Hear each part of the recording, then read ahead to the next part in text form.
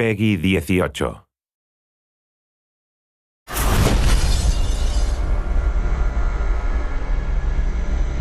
The thing we really wanted to do was give the player decisions to make, give the player choices and have some consequences to those choices. And some have lightweight or subtle consequences, and some are purely aesthetic. Choice matter because in the media video game, you can make choices where the movies doesn't allow you to make choices. So having the consequences to what you do and seeing how the simulation deals with your choices, it feels like the player has full ownership of his experience.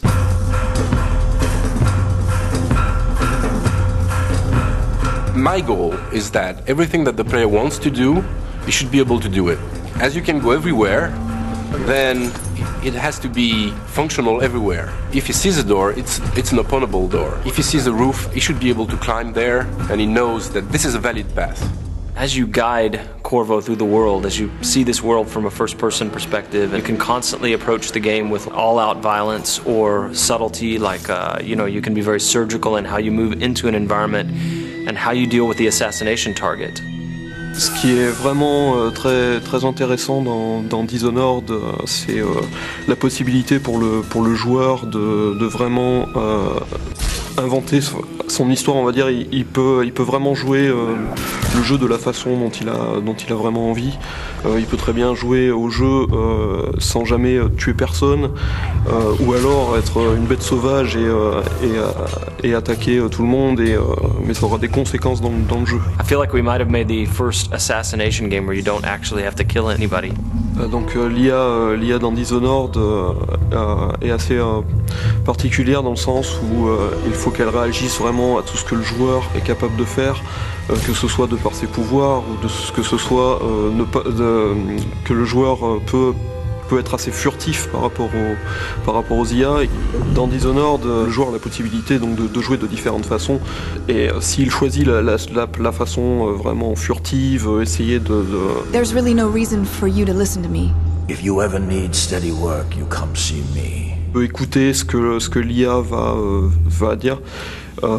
Il peut écouter les conversations, il peut obtenir il peut avoir quelques indices en fait sur ce qui se passe, sur comment arriver à résoudre sa mission. Oui, donc le joueur va pouvoir utiliser des combinaisons de pouvoirs assez variées. Par exemple, donc il va pouvoir arrêter le temps, commencer à utiliser l'arbalète pour tirer sur les différents ennemis. Les flèches vont prendre le cours normal du temps, tous les ennemis dans la pièce vont mourir. Il peut utiliser ça de façon... il peut utiliser des combinaisons complètement incroyables, et je pense que on va être assez étonné de ce que les joueurs vont être capables de faire. So when people play Dishonored, and once in a while they figure out something that just feels utterly creative to them and that they wouldn't have expected to be able to do in the game, that is a magic moment for us. That's what we live for. I watched a guy the other day do something I'd never seen in Dishonored before. He was running away after killing off a couple of high-profile assassination targets, 2 members of parliament, and he was up high on a balcony. And the jump would have killed him because it was maybe 4 stories up, but he had the possession power. And in our game, when you possess somebody, it's not like you leave your body behind and possess them with your mind. It's a corporeal thing, so you move physically into them, and then you pilot them around.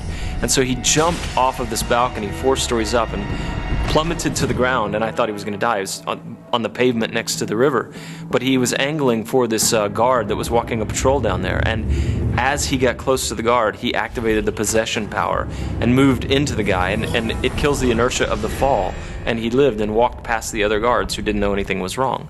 And that is a moment you can't have in another game.